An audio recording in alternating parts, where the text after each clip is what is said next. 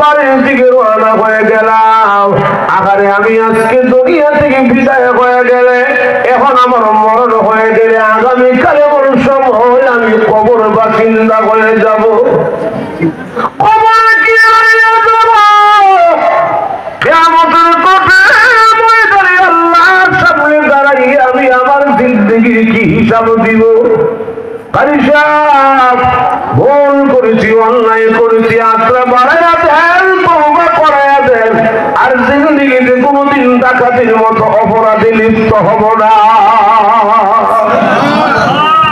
وننزل من القرآن ما هو شفاء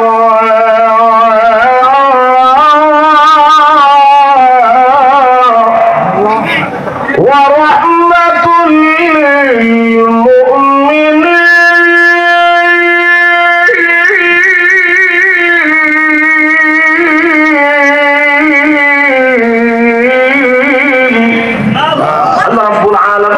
আল্লাহর কালাম দুনিয়ার সকল মুমিনের জন্য এটা একটা মহা